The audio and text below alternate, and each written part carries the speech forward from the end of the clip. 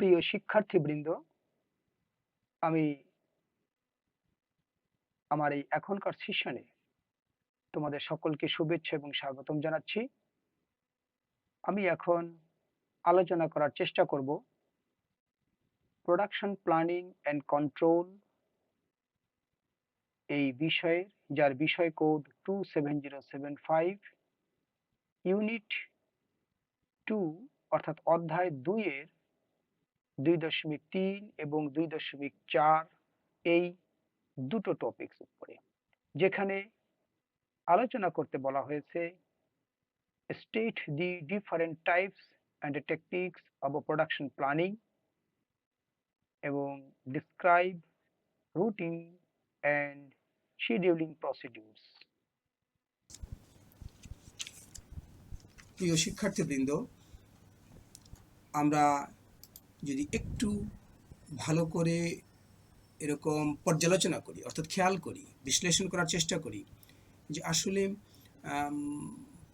প্রোডাকশনের টাইপ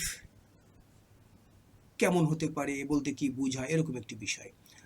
আমরা প্রোডাকশন প্ল্যানিংয়ের যে সংজ্ঞা নিয়ে কথা বলেছিলাম, স্কেল নিয়ে কথা বলেছিলাম, সেই সকল আলোচনার ধারণা থেকে, জ্ঞান থেকে আমরা কিন্তু এটি উপলব্ধি করতে পারি যে আসলে প্রোডাকশন প্ল্যানিংয়ের টাইপ ওই বিষয়গুলো যেটা কিনা নির্ধারণ করতে হবে বা বিবেচিত হবে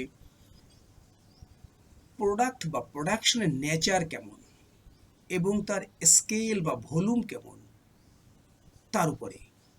অর্থাৎ প্রোডাক্ট অথবা একটি সার্ভিস যা কিনা একটি প্রতিষ্ঠান, অর্গানাইজেশন, ইন্ডাস্ট্রি জেনারেট করে, সৃষ্টি করে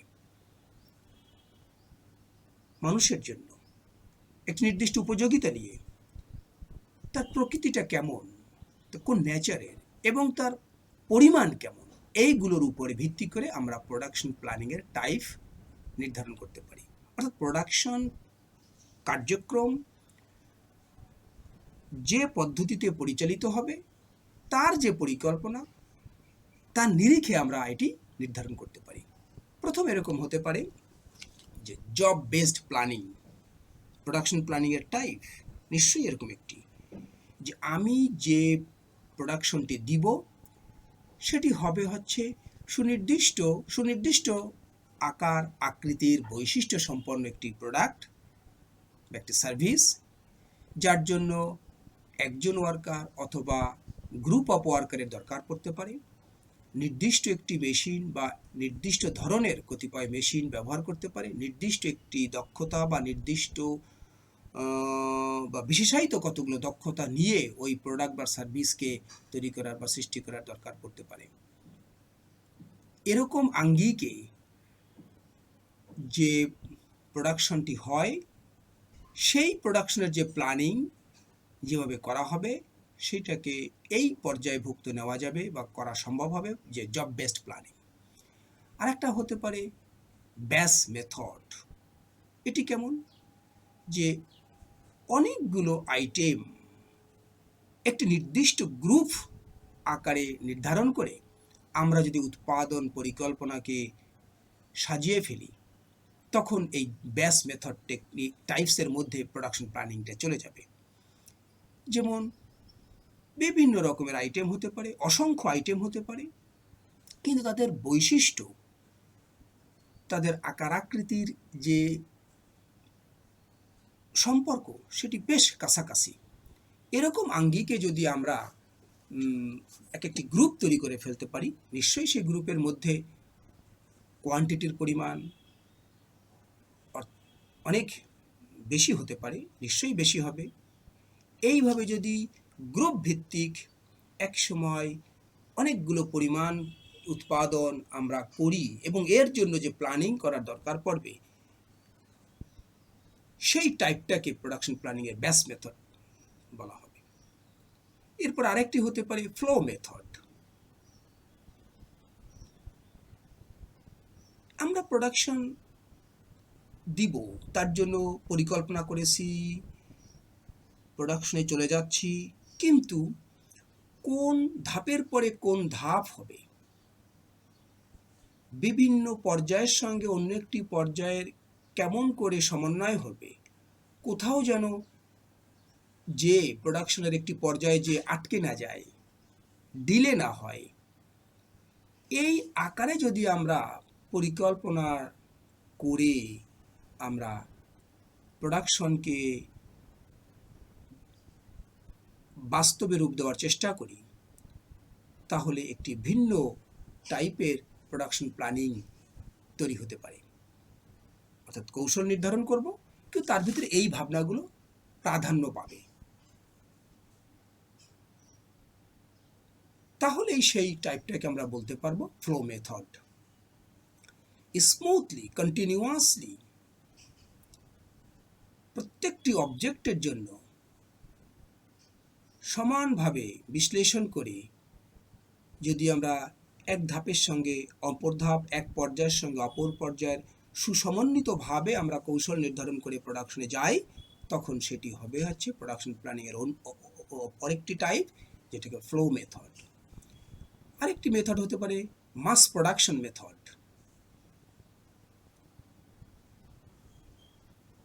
এখানে তো একদম সুনির্দিষ্টভাবে বোঝাই যায় যে আদর্শ বৈশিষ্ট্য সম্পন্ন প্রোডাক্ট আমরা তৈরি করতে চাই, নিশ্চয়ই সেটি স্বয়ংক্রিয় পদ্ধতিতে হবে, একটি সুনির্দিষ্ট অ্যাসেম্বলি লাইন অফ প্রসেস, অর্থাৎ উৎপাদনের যে একটি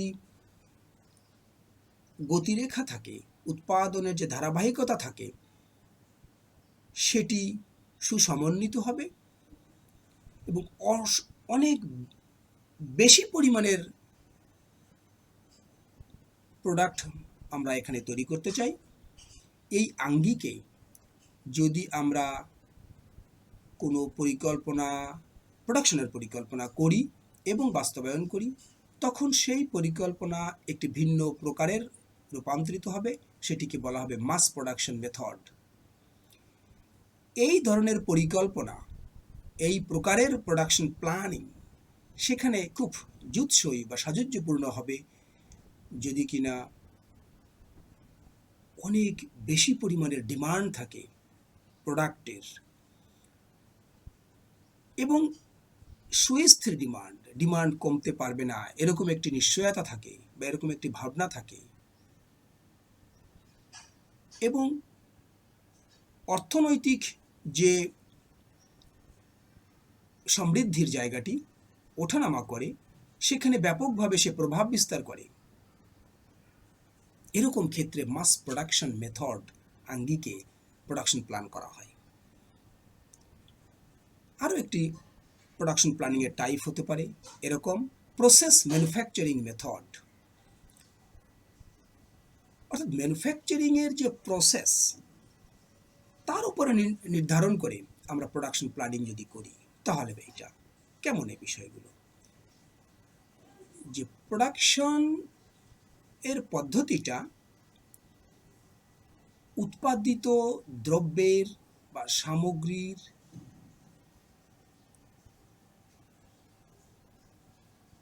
ফিজিক্যাল এবং কেমিক্যাল যে রূপান্তর ঘটবে, তার উপরে ভিত্তি করে আমরা প্রক্রিয়ার যে পরিবর্তন করব, প্রক্রিয়া নিয়ে ভাবব যে কোন কোন প্রক্রিয়ায় এটিকে ম্যানুফ্যাকচারিংয়ে চূড়ান্ত রূপ দেওয়া যেতে পারে। এই আঙ্গিকে যে প্রোডাকশন প্ল্যানিং করা হবে, সেটিকে আমরা এই পর্যায়ের মধ্যে নিতে পারবো প্রসেস ম্যানুফ্যাকচারিং মেথড। এটি সাধারণত ব্যবহৃত হয় রাসায়নিক উৎপাদনের ক্ষেত্রে, এবং একই সঙ্গে রাসায়নিক যে পরিবর্তন, অর্থাৎ তাদের যে কেমিক্যাল যে ফেনোমেনা থাকে, কেমিক্যাল যে ফ্যাসিনেশন থাকে, কেমিক্যাল যে ট্রান্সফরমেশন ঘটবে, এবং একই সাথে ফিজিক্যাল ট্রান্সফরমেশন যেটা ঘটবে, আকার আকৃতির পরিবর্তন ঘটবে, এর উপরে নির্ভর করে এটি করা হয়। সাধারণত তরল সামগ্রী, গ্যাসীয় সামগ্রী, পাউডার বা একেবারে বিভিন্ন সাইজের যে আমরা পাউডার তৈরি করি সেখানে, এবং ছোট ছোট দানা আকারের যে আমরা উৎপাদন অনেক ক্ষেত্রে করার দরকার পড়ে, সেই সকল জায়গায় প্রসেস ম্যানুফ্যাকচারিং মেথড এই টাইপের প্রোডাকশন প্ল্যানিং করা হয়। প্রিয় শিক্ষার্থীবৃন্দ, তাহলে টাইপ অফ প্রোডাকশন প্ল্যানিংয়ের ক্ষেত্রে আমরা বলতে পারি যে এরকম টাইপে এরকম প্রকারে প্রোডাকশন প্ল্যানিং করা যেতে পারে বা হয়ে থাকে। Job based planning, batch method, flow method, mass production method এবং প্রসেস ম্যানুফ্যাকচারিং মেথড। শিক্ষার্থীবৃন্দ, এই যে আমরা প্ল্যানিংগুলো করলাম, এর মধ্যে একটু যদি আমরা বিশ্লেষণ করার চেষ্টা করি যে কোন কৌশলে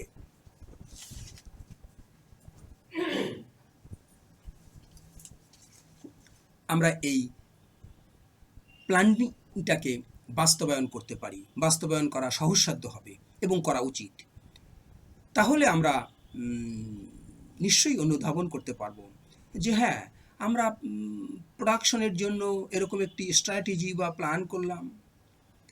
কৌশলটা হবে প্রত্যেকটি অপারেশন, মেশিন, টুলস, ম্যাটেরিয়ালস, প্রত্যেকটি প্রোডাক্টের জন্য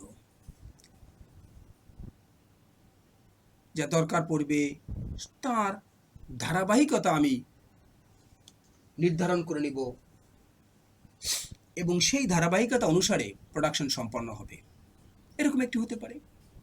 যদি এরকম হয়, এই কৌশলে আমি যদি প্রোডাকশন প্ল্যানিং করি, তাহলে সেটাকে একটি টেকনিক হতে পারে, তাকে বলা হবে রুটিন। আরেকটি টেকনিক হতে পারে যে শুরু থেকে শেষ পর্যন্ত কখন শুরু হবে, কখন শেষ হবে এবং এর মধ্যবর্তী সময়ে যত রকমের অপারেশন দরকার পড়বে, মেশিন দরকার পড়বে, ওয়ার্কার দরকার পড়বে, রিসোর্স দরকার পড়বে, সকলের জন্য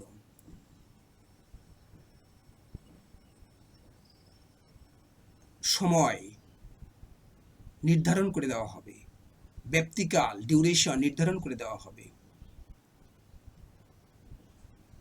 এরকম আঙ্গিকে যদি, এই কৌশলে যদি প্রোডাকশন প্ল্যানিং করা হয়, তখন সেইটাকে নাম দেওয়া যেতে পারে বা এরকম কৌশলটাকে বলা যেতে পারে যে শিডিউলিং।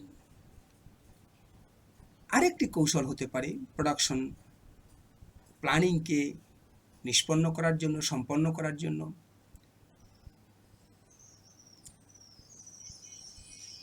কি উৎপাদন করা হবে,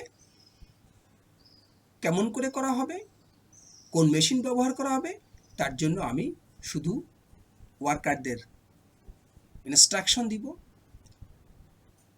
অর্ডার ইস্যু করব, মেশিন কোনটা চলবে ব্যবহার করা হবে তার জন্য ইনস্ট্রাকশন দেওয়া হবে এবং তার নিরিখে যদি এক্সিকিউশন বা সম্পন্ন হয়, তাহলে সেই আরেকটি কৌশল হতে পারে, সেটাকে বলা যেতে পারে, বলা হবে ডিসপাসিং। এবং আরও একটি কৌশলে প্রোডাকশনকে সম্পন্ন করা হয় বা যেতে পারে, সেটা হচ্ছে ফলো আপ। নামের সঙ্গে দারুণ করে সম্পর্কযুক্ত। যে কৌশলগুলো নিয়ে, যে স্ট্র্যাটেজিগুলো নিয়ে, যে প্রসেসগুলো নিয়ে, যে সিকোয়েন্সগুলো নিয়ে, যে রুটিন নিয়ে, যে শিডিউলিং নিয়ে প্রোডাকশনটি হচ্ছে, তার উপরে আমি এইটাকে বেশি গুরুত্ব দিব। আমার প্রসেস ঠিকমতো হচ্ছে কিনা, প্রসেসের পারফরম্যান্স ঠিকমতো হচ্ছে কিনা, প্রোগ্রেস কোন নেচারে, কোন মাত্রায় হচ্ছে, গুণাগুণ বা কোয়ালিটি কোন আঙ্গিকে হচ্ছে, এই সব জিনিসগুলোকে আমি নিয়ন্ত্রণ করব, মনিটরিং করব এবং একই সাথে যেখানে যেখানে দরকার পড়বে আমি সেগুলোকে সমন্বয় করার সেটিও করব। এই একটি কৌশল প্রোডাকশন প্ল্যানিংকে বাস্তবায়ন দেওয়ার জন্য হতে পারে। এটাকে বলা হয়েছে ফলো আপ। তাহলে প্রিয় শিক্ষার্থীবৃন্দ, আমরা প্রোডাকশন প্ল্যানিংয়ের টেকনিক কি কি হতে পারে এটি একটু জেনে নিলাম। একটা হচ্ছে রুটিন, একটা হচ্ছে শিডিউলিং, একটা হচ্ছে ডিসপ্যাচিং, একটা হচ্ছে ফলো আপ। শিক্ষার্থীবৃন্দ, তোমাদের সকলকে আমি ধন্যবাদ জানিয়ে এখনকার সেশন এখানে শেষ করি। আশা করি সেশনগুলোর সাথে তোমরা থাকবে এবং আগামী সেশনে আবার নতুন বিষয় নিয়ে কথা হবে। ভালো থাকো।